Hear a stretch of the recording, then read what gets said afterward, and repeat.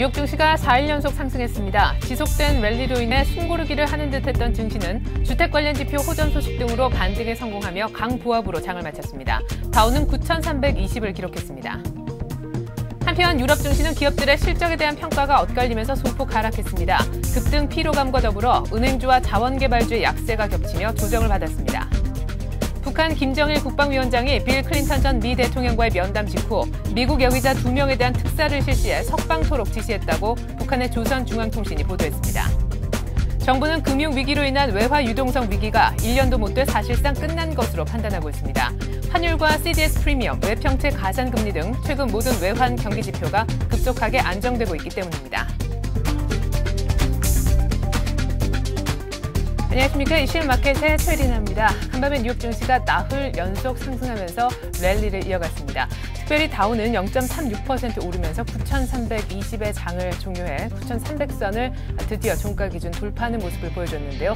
이 밖에도 나스닥이 2,000선을, 스탠다드 포어스 500 지수가 1,000선을 넘기면서 각각 저항선을 모두 지켜내는 모습도 보여줬습니다. 무엇보다 주택 지표가 좋았는데요. 6월 잠정 주택 판매가 5개월 연속 증가했습니다. 보다 자세한 글로벌 증시는 리딩 투자증권 우성재 연구원과 함께 알아보도록 하겠습니다. 안녕하세요. 네, 안녕하세요. 네, 차익 매물이 조금 나오면서 밀릴 줄 알았는데 나흘 연속 올랐어요. 예, 이제 미국 증시 이제 상승으로 장 마감했었습니다. 미 증시 같은 경우 다우지수 0.36% 상승한 9,320포인트, 그리고 나스닥 지수 같은 경우에는 0.13% 상승한 2,011포인트대 장 움직임을 보여주었었는데요.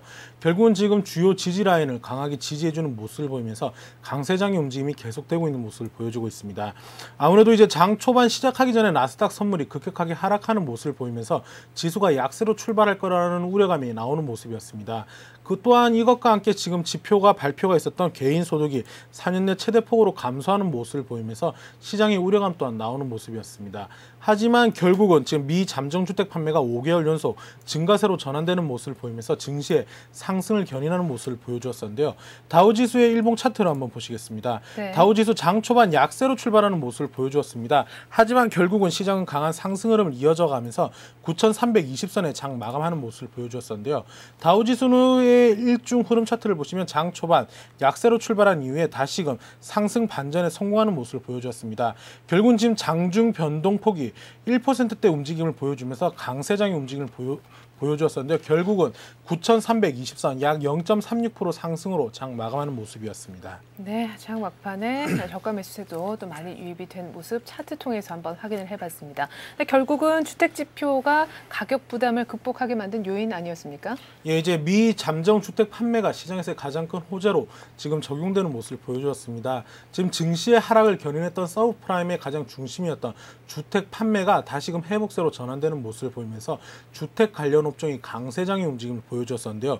지금 이제 미 잠정 주택 같은 경우는 판매가 5개월 연속 증가세로 지금 발표가 났었습니다. 지금 발표는 3.6%로 지금 발표가 났었는데요. 전망치였던 0.7%에 비해서 5배 이상 증가하는 모습을 보이면서 시장에서는 어닝 서프라이즈가 나타나는 모습을 보여주었습니다. 시장의 전망치를 큰 폭으로 상회하는 모습을 보이면서 지수의 강한 상승 흐름에 그 힘을 보태주는 모습이었는데요. 결국은 이러한 흐름으로 인해서 시장에서의 기대감은 더욱더 커지고 있는 모습을 보여주고 있습니다.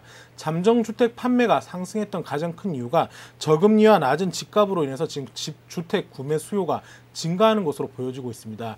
각 도시별로 보았을 때도 7%대, 6%대 가까운 상승의 움직임을 보여주면서 주택 시장에 대한 회복 국면이 지금 가시화되고 있다는 기대감이 나오고 있습니다. 하지만 지금 6월 개인 소득은 4년 내 최대폭으로 감소를 하면서 시장의 우려감을 다시금 내놓는 모습을 보여주었습니다. 지금 전월 대비 1.3% 감소한 것으로 나타났었는데요. 예상치였던 1%를 0.3% 정도 하회하는 모습을 보이면서 시장의 우려감 또한 나오고 있는 모습을 보여주고 있습니다. 결국은 지금 6월 개인 소득이 4년 내 최대폭을 나타냈던 가장 큰 이유가 실업률이 계속적으로 증가하는 모습을 보이면서 개인 소득이 감소한 것으로 보여지고 있습니다. 네. 5월 같은 경우 5월 달에는 이제 사회보장제도 효과로 인해서 상승 1.4% 증가로 나타났었는데요.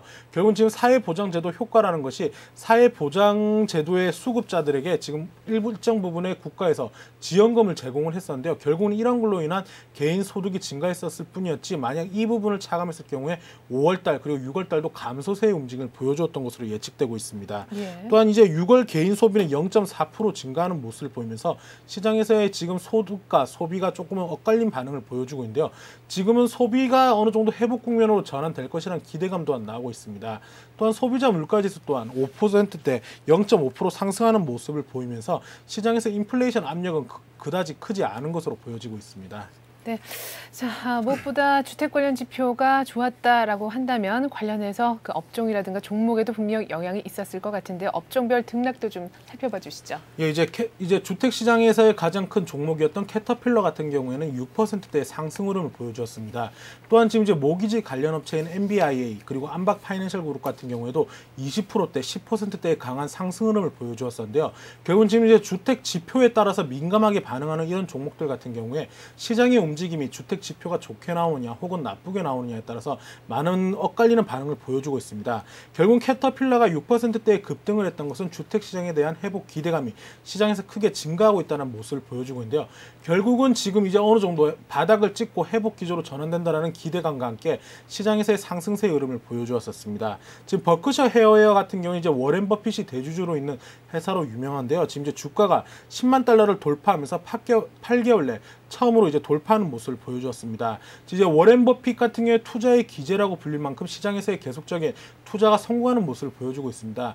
홍콩에 상장되어 있는 비아적 홀딩스 같은 경우에도 지금 워렌 버핏이 투자를 해서 1년 만에 2조 8천억 원에 달하는 자금을 수익을 얻은 것으로 지금 발표가 났었는데요. 결국은 이러한 것들로 인해서 버크셔 헤어웨어 같은 경우에도 큰 폭의 상승세를 이어져 나가는 모습을 보여주었습니다.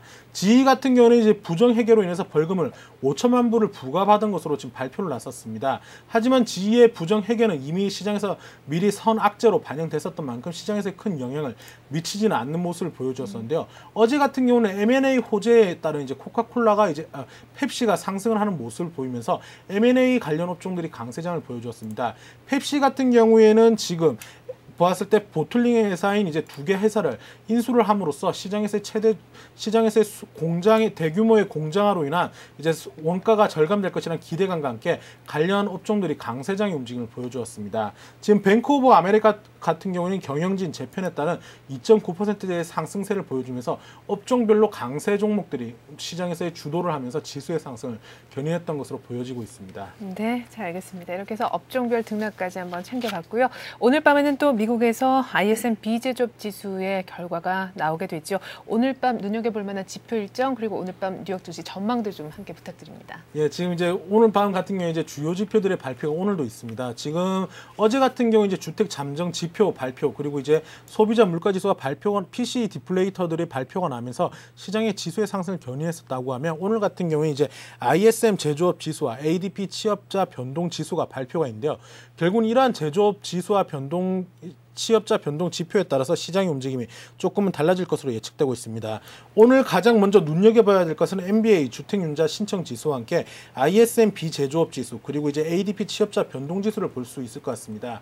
ADP 취업자 변동 지수 같은 경우에는 이제 실업률과 함께 연동돼서 움직이기 때문에 이번 주 금요일 날 발표가 있는 실업률을 먼저 반영한다는 의미에서 조금 의미가 큰 것으로 예측되고 있습니다. 전분기에 47만 3천 명의 고용 감소해서 지금 이번에는 34만 9천 명 정도로 예측이 되면서 실업률이 어느 정도 안정세를 찾을 것이라는 기대감이 나오고 있습니다.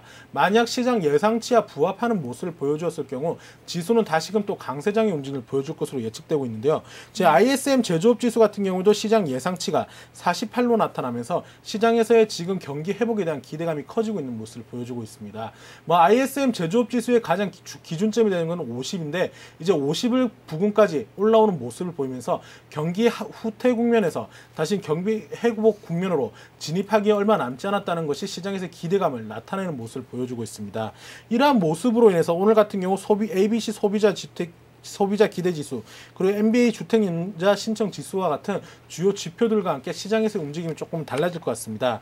지금 이러한 흐름으로 인해서 오늘 미국 증시는 주택 지표와 그리고 이제 고용자 지표 그리고 이러한 지표들에 따라서 시장의 움직임이 달라질 수 있기 때문에 이러한 부분을 염두하시고 시장을 접근하시는 게 좋을 것 같습니다. 네, 각종 제조업 지수들이 각국마다 모두 다 좋은 흐름을 보여줬었는데 비제조업 지수 결과는 또 어떨는지 한번 살펴보시고요. 역시나 ADP 취업자 변동, 미국 미국의 고용 지표가 본격적인 어떤 결과를 내놓기 이전에 또 미리 가늠해 볼 수 있는 그런 지표이기도 합니다. 자, 유럽 증시 마감 상황도 챙겨볼 필요가 있겠는데 유럽은 또 소폭 떨어졌어요.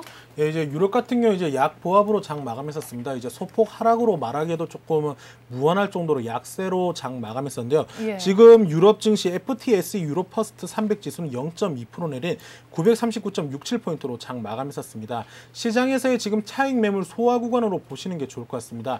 급격한 하락보다는 아직까지 투자 심리가 급격하게 완화되어 있는 상태에서 단기간 과도하게 많이 올라왔다는 우려감과 함께 시장을 한번 일단은 차익 매물들을 매도를 하고 지켜보자는 심리가 커졌던 것으로 예측되고 있습니다.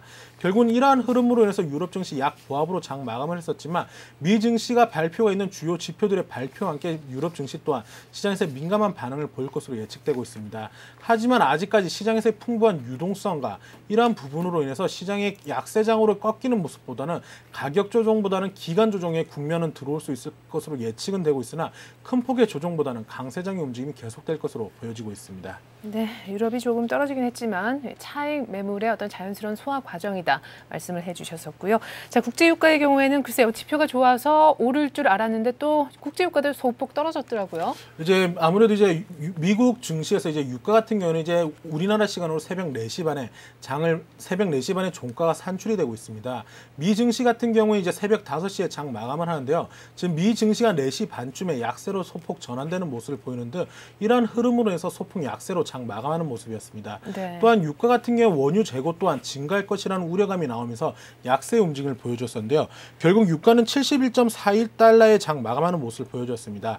약 0.2% 정도 하락하는 모습을 보여줬었는데 지금 미 증시가 계속적으로 이러한 상승 랠리를 이끌어 나간다고 했을 경우에 유가가 70불을 깨고 다시 하회하기보다는 70불대에서 강한 지지를 받으면서 계속적인 상승의 흐름을 이어갈 수 있기 때문에 지금 자리에서는 이제 시장에서의 이런 차익 매물 소화 구간 그리고 이제 기간 조정에서 들어올 수 있다는 우려감이 나오면서 소폭 약세로 전환된 것으로 보시는 게 좋을 것 같습니다. 네, 한편 글로벌 증시 조정 영향으로 인해서 달러와 엔화는 동반 강세를 보였습니다. 자, 이렇게 해서 오늘 글로벌 증시는요, 리딩투자증권 우성재 연구원과 함께 알아봤습니다. 말씀 잘 들었습니다. 예, 고맙습니다.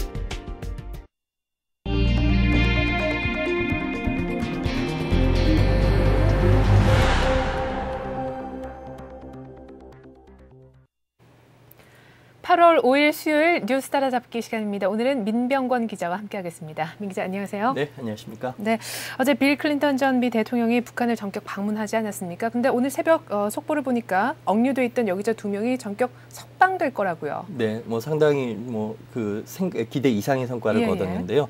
클린턴 전 대통령은 어제 북한을 방문해 평양에서 김정일 국방위원장과 만났습니다. 클린턴 대통령은 이날 김 위원장과 회동을 갖고요. 또다시 저녁에 만찬에 참석해서 김 위원장이 주최한 식사 자리를 함께했고 이 과정에서 화기애애한 대화가 오간 것으로 북한 방송은 전했습니다. 클린턴 전 대통령은 이르면 오늘 북한에 억류된 여기자 2명과 함께 귀국할 것으로 전해졌는데요. 이것이 그동안 얼어붙어 있던 북미 관계를 다시 급진전시키는 계기가 될 수 있을지 주목되고 있습니다. 지난 1990년에도 한반도에서 제1차 핵위기가 발생하자 지미 카터 당시 전 미국 대통령이 북한을 방문해서 지금은 고인이 된 김정일 북한 주석과 만났고요. 이 가운데 양측이 상당히 대화 진전을 이뤘기 때문에 양국 간의 관계 진전을 이루는데 물꼬가 텄다는 그런 평가가 있었습니다. 빈 클린턴 전 대통령도 이번 방문에서 카터 전 대통령과 같은 성과를 거두지 않겠느냐는 게 전문가들의 관측입니다. 네, 상당히 빠른 시간에 어떤 굵직한 어떤 결과물을 내놓은 듯 보이는데요. 글쎄요, 미국 정부 측 반응도 궁금합니다. 뭐 한간에는 오바마 대통령의 메시지를 전달했다, 안 했다 말이 많은데요. 네, 그 부분에 있어서 이제 북한 측과 또 미국 측의 입장이 좀 엇갈리는 것 같습니다. 예. 북한의 조선중앙방송은 클린턴 전 대통령이 버락 오바마 미국 대통령의 구두 메시지를 김정일 위원장에게 전달했고 김 위원장은 이에 대해 사의를 표했다고 보도했는데요. 반면에 백악관 측은 클린턴 전 대통령이 오바마 대통령의 구두 메시지를 전달한 바 없다. 북한 방송의 보도는 사실이 아니다라고 반박했습니다. 백악관 측은 또 클린턴 전 대통령의 이번 방북은 오로지 여기자 석방을 위한 클린턴 전 대통령의 개인적인 활동이라고 못 박았습니다. 하지만 일반적으로 전직 대통령이 현직 대통령과의 교감 없이 적성국가 원수를 만난다는 것은 넌센스라는 게 전문가들의 지적입니다. 그렇죠. 특히 클린턴 전 대통령의 부인이 힐러리 클린턴 국무장관의 남편이고요. 이 힐러리 클린턴 국무장관은 미국의 대북 정책을 이끌고 있습니다. 따라서 이번에 방북이 가지는 의미는 정치적으로 상당히 크다는 게 전문가들의 견해입니다. 그럼에도 불구하고 백악관 측이 이번 방북의 의미를 축소하고 있는 것은 아무래도 미국이 북한의 핵실험에 대한 강력한 국제적 제재 조치를 주도하고 있기 때문으로 보이는데요. 육자회담이나 이런 여러 가지 변수들을 봤을 때 미국 정부가 직접적으로 네. 북미 간 대화를 한다는 부분에 대해서 다소 좀 부담스러워하는 부분이 있는 것 같습니다. 따라서 이런 복잡한 입장이 이번 백악관 측의 발표에 녹아져 있다는 게 전문가들의 분석입니다. 또한 이런 가운데 박지원 민주당 의원은 김대중 전 대통령이 지난 5월 클린턴 전 대통령에게 북한 문제 해결을 위해서 방북을 할 것을 적극 권유했다고 밝혔는데요. 이런 가운데 마침 방북이 아주 상당히 성과를 이룬 것을 보여지고 있어서 국내 안팎에서 상당히 기대가 크고 기대가 높아지고 있습니다. 네, 여러 가지 비하인드 스토리들이 많이 지금 들려오고 있는 것 같은데요. 부디 어쨌거나 이번 방북을 계기로 해서 북미 관계뿐 아니라 우리 남북 관계에 있어서도 대화와 또 화해의 물꼬가 다시금 좀 틔워졌으면 하는 바람 가져봅니다. 자, 이제는 보다 구체적인 우리 국내 경제 얘기를 좀 해보도록 하죠. 올 하반기에 들어서면서 각 부문 경제 지표들이 상당히 호전되고 있다는 소식이 여기저기서 들려오고 있는데요. 어제 우리 지금 현재 7월 말 현재 외환 보유액이 공개가 됐어요. 금융위기 이전 수준으로 거의 다 회복이 됐다라고요. 네, 그렇습니다. 한국은행의 발표입니다. 한국은행이 어제 외환 보유액 현황을 발표한 것에 따르면 지난 7월 말 현재 우리나라의 외환 보유액 규모는 2,375억 1,000만 달러를 돌파했습니다. 미국의 투자은행은 리먼 브라더스의 파산 여파로 국내에도 금융위기가 본격화된 것이 지난해 10월 무렵인데요. 그 직전인 지난해 9월 우리나라의 외환 보유액은 2396억 7천만 달러였습니다. 따라서 현재의 외환 보유고는 금융위기 이전 수준까지 회복됐다고 볼 수 있습니다. 이 같은 외환 보유액은 지난 3월부터 5개월간 무려 359억 7천만 달러 가량이나 증가했는데요. 이 같은 증가세는 이달 중에도 계속될 것이라는 게 한국은행 측의 전망입니다. 네, 외환 보유액이 늘었을 뿐 아니라 외화 채무 구조도 상당히 개선이 됐죠? 네, 그렇습니다. 우리나라가 외화로 갚아야 하는 빚, 즉 외화 채무 중에서 1년 내에 갚아야 하는 단기 채무를 유동외채라고 합니다. 전체 외화 채무 중에서 이 유동외채가 차지하는 비중이 지난해 9월에는 97.1%였는데요. 이것이 최근에는 80% 선까지 떨어졌다고 한국은행 측은 밝혔습니다. 지난 2007년 말에 유동외채 비율이 77.8%였거든요. 따라서 이를 감안한다면 현재 외채 구조는 금융위기 이전 수준으로 회복됐다는 게 전문가들의 분석입니다. 네, 앞서서 그 외환 보유액 증가세가 당분간 계속될 것이다 말씀을 해주셨는데요. 어떤 이유에서 때문에 그렇고 또 얼마나 더 늘어날 거다라고 보시는지요? 네, 일단 여러 가지 이유가 있겠습니다만 외환 운용에 따른 수익이 좀 증가했고요. 예. 그리고 상반기 중에 경상수지가 지속적으로 흑자폭을 이뤘지 않겠습니까? 네네. 그리고 또 일부 정부가 국내 은행이나 기업들에게 조달해줬던 일부 외화 채권이 다시 이제 상환되는 과정에서 정부의 외환 보유액이 상당히 좀 늘어난 것으로 보입니다. 이런 가운데 한국은행은 연말까지 외환 보유액이 150억 달러 더 늘어날 것이라고 분석하고 있는데요. 당분간 경상수지 흑자가 계속될 것이고 외국인 투자자들이 국내 주식시장으로의 진입을 계속할 것이라는 전제에 근거한 것입니다. 따라서 총 외환 보유액은 12월 말까지 2,500억 달러 선을 넘어설 것으로 보이는데요. 일각에서는 외환 보유고를 3,000억 달러 선까지 높여야 한다고 주장하고 있습니다. 하지만 물론 그 외환이 넉넉할수록 금융시장 불안 가능성이 더 적어지는 것은 사실입니다. 하지만 지나치게 인위적으로 목표액을 설정해서 외환 보유액을 쌓게 되면 부작용도 유발될 수 있기 때문에 신중을 기해야 한다는 게 전문가들의 지적입니다. 그 부작용이라면 어떤 부분을 말씀하시는 건지요? 네, 크게 두 가지로 나눠볼 수 있는데요. 일단은 정부 재정이 악화될 수 있다는 것과 두 번째는 환율 불안을 초래할 수 있다는 것입니다. 예를 들어서 정부가 연말까지 3,000억 달러의 외환 보유고를 쌓겠다고 목표를 정하게 되면 이를 달성하기 위해서 외국환 평형기금 채권 등을 보다 많이 발행하는 방법을 검토할 수 있게 됩니다. 네. 근데 아시다시피 채권 발행을 늘린다는 것은 그만큼 나라의 빚이 늘어나게 되는 것을 의미합니다. 따라서 그만큼 이자 비용이 커지게 되므로 국가 재정에 악영향을 미칠 수 있게 되는 것이죠. 또한 외환 보유고가 급격히 늘어나게 되면 상대적으로 환율에도 영향을 미치게 되는데요. 원달러 환율이 가파르게 떨어질 수 있습니다. 이렇게 되면 수출에도 악영향을 미칠 수 있기 때문에 경상수지 흑자폭이 줄어들 수 있는 상황에 처하게 됩니다. 실제로 어제 원달러 환율은 전날보다 4.4원 떨어져서 1달러당 1,218원의 거래를 마쳤는데요. 이는 연중 최저치라고 합니다. 올 3월 원달러 환율이 달러당 1,600원 선에 육박했던 것을 감안한다면 이미 상당히 원달러 환율의 변동폭이 커졌다고 볼 수 있는 것입니다. 네, 그렇지 않아도 오늘 아침에 정부에서요, 외화 유동성 위기 거의 한 1년 만에 사실상 종료된 것 같다라고 그런 판단을 또 보도를 통해서 내놓기도 했었는데요. 어쨌거나 우리 외환 보유고를 봤을 때 상당 부분 외환 시장이 안정화되고 있는 것 같습니다. 근데 때마침 지금 시중은행들도요, 정부를 통해서 빌렸던 외화 자금을 연내 모두 갚겠다라고 얘기를 하고 있죠. 네, 그렇습니다. 시중은행들은 지난해 금융위기 직후에 해외에서 외화를 빌려오는데 어려움을 겪게 되면서요. 한국은행과 수출입은행 등을 통해서 총 375억 달러의 자금을 급전했습니다. 이 자금을 연말까지 모두 상환하겠다는 게 시중은행들의 방침입니다. 상환 자금 내역을 보면 일단 한국은행으로부터 원화를 달러 방식으로 교환하는 이른바 외환 스와프 자금 102억 달러가 포함되어 있고요. 한국은행이 미국 연방준비제도 이사회와 통화 스와프를 통해서 조달한 자금이 있는데 시중은행들이 이를 통해서 빌려온 자금의 규모가 163억 달러에 이릅니다. 이 역시도 연말까지 갚겠다는 게 은행들의 방침입니다. 또 시중은행들은 수출한 어음을 수출입은행에 담보로 맡기고 대신 달러 자금을 빌려왔는데요. 이 규모 역시 110억 달러에 이르는데 이것도 연내 갚겠다는 방침입니다. 네, 시중은행들이 이제 더 이상 중앙은행에 기대지 않고도 저금리로 자체적인 어떤 힘으로 해외에서 외화를 조달할 수 있는 그런 환경이 이미 조성이 되고 있다는 방증인 것 같습니다. 자, 이번에 해외 소식 계속해서 한번 들어보기로 하죠. 금융시장도 금융시장이지만 최근 들어서 상품시장이 상당히 주목을 받고 있습니다. 원자재, 국제유가, 거기다가 곡물 가격까지 급등을 하고 있잖아요. 네, 그렇습니다.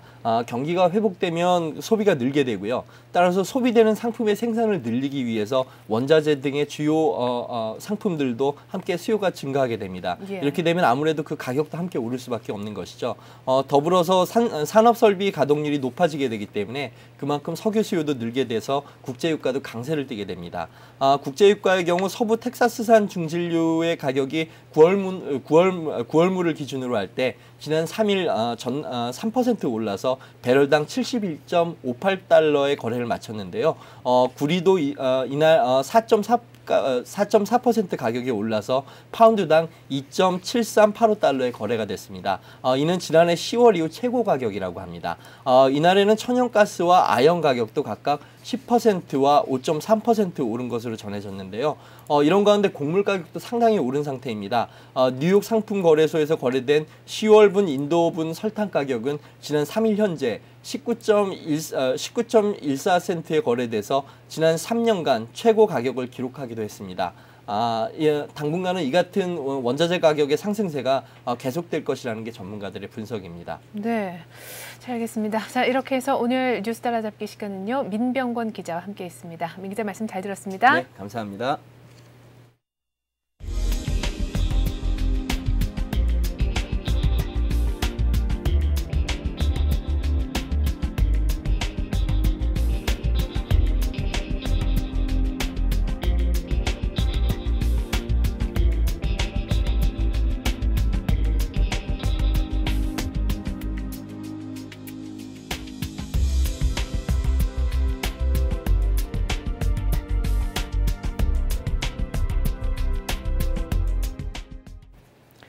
새벽에 마친 뉴욕 증시는 4일 연속 상승으로 끝이 났습니다. 주택 지표가 가격 부담을 극복했다라고 보여지는데요. 다우는 0.36% 올라서 9,320으로 종료돼 종가 기준 9,300을 돌파했습니다. 나스닥과 스탠다드 앤 푸어스 500 역시 2,000선, 1,000선을 그런대로 계속해서 돌파를 유지하고 있는 상황이었고요.